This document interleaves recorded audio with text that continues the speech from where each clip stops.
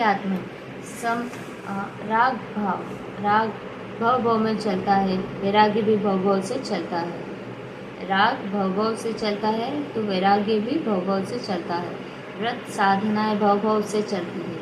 एक भव की साधना से मोक्ष नहीं होता, संस्कार भव भव के चलते हैं। सातवें नरक का निकला जीव मनुष्य नहीं बन पाता है। क्यों? मनुष्य बनने के जो संस्कार चाहिए वह संस्कार उसमें नहीं होते। छठे नरक से निकला जीव मुनिराज नहीं बन सकता, तीर्थंकर नहीं बन सकता, केवली नहीं बन सकता, क्योंकि जो संस्कार होना चाहिए वे संस्कार उस चेतना में नहीं। पांचवें नरक के से निकला जीव सकल संयमी नहीं बन सकता। चौथे नरक से निकला जीव मुनि बन सकता है, केवली बन सकता है, तीर्थंकर नहीं बन सकता। जम्बू स्वामी के संस्कार वैराग्य के संस्कार थे, सुदर्शन के संस्कार वैराग्य के संस्कार थे, आदिनाथ के संस्कार वैराग्य के संस्कार थे, इसलिए संसार छोड़ने के लिए देर नहीं लगी। प्रिय आत्मन, आचार्य समंत भद्र स्वामी कहते हैं, मन को प्रसन्न करना चाहिए, उदास मत बने रहो, अनुत्साही मत बने रहो। वैराग्य का तात्पर्य यह नहीं कि रूखे रूखे चेहरा लिए रहो। वैराग्य का मतलब यह नहीं कि चेहरा लटकाए बैठे रहो। वैराग्य का मतलब यह नहीं कि किसी से बात मत करो। वैराग्य का मतलब यह है कि गृहस्थों से अनंत पूर्ण आनंद साधु को आना चाहिए। गृहस्थों से असंख्यात गुणा आनंद वैरागी को आना चाहिए। रागी से ज़्यादा आनंद वैरागी को होना चाहिए, तब तो वैरागी का महत्व है। बिना आनंद के निर्जरा कहाँ से होगी? दुख भी है तो उसमें भी आनंद होना चाहिए, सुख भी है तो उसमें भी आनंद होना चाहिए। दुख भले ही बाहर से आ जाए, पर सुख तो भीतर से ही आना चाहिए, तब आनंद आता है। यदि चेहरे पर आनंद नहीं तो इसका तात्पर्य है तुम्हारे पास आत्मज्ञान नहीं। मन प्रसन्न रखो, योगी बने हो, साधु बने हो। गृहस्थ प्रसन्न है, साधु प्रसन्न नहीं है। प्रसन्नता किसने छीन ली है तुम्हारी?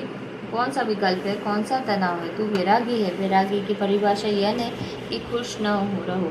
वैरागी और ज़्यादा खुश रहेगा, ज़्यादा प्रसन्न रहेगा। उसका चेहरा प्रसन्नता से भरा हुआ, खुशियों से भरा हुआ हो तो उसके चेहरे को देखकर सभी लोग प्रसन्न हो जाते हैं। धर्म रूपी अमृत को तृष्णा के साथ पियो, तृष्णा के साथ पियोगे। समंत भद्र स्वामी कहते हैं, उपवास है, चेहरा लटका के मत बैठो।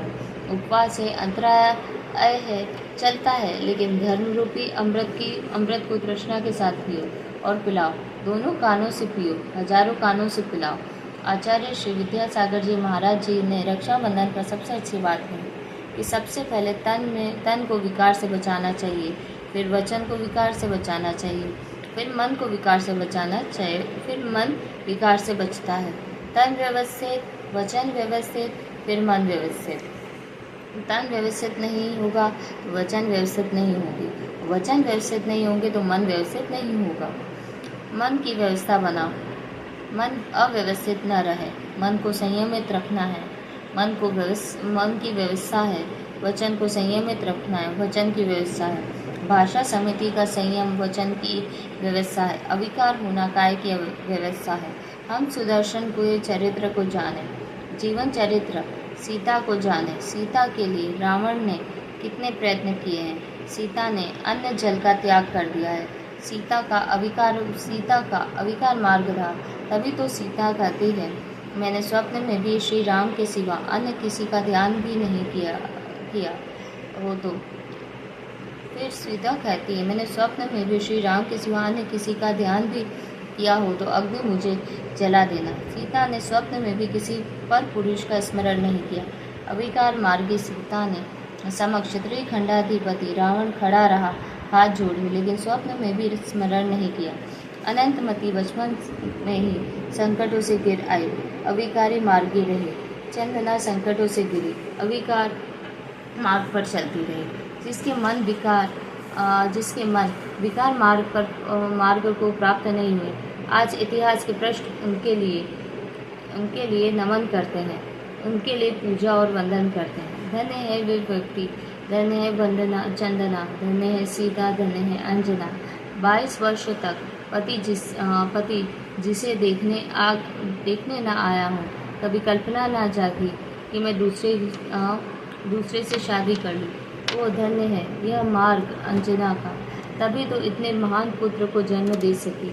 चरम शरीर कामदेव जैसा पुत्र तभी जन्मा, जिसके मन में कभी विकार नहीं जागा। वही माँ तो महान पुत्रों को जन्म देती है। जिसका मन महान होता है उसका जीवन महान बनता है। जिसके मन में विकार पलता है उसका जीवन महान नहीं बनता। मन को महान बनाए रखने के लिए विकार रहित बनाना अत्यंत आवश्यक है। क्योंकि मैं क्या हूँ कोई दूसरा नहीं जानता, सबसे पहले मैं ही जानता हूँ। मेरी कॉपी कोई दूसरा जांच नहीं करता, मेरी कॉपी मैं ही जांच करता हूँ। मेरे मन में जो भी हो रहा है मेरे गुरु नहीं जानते कि शिष्य के मन में क्या हो रहा है। पिता नहीं जान सकते कि पुत्र के मन में क्या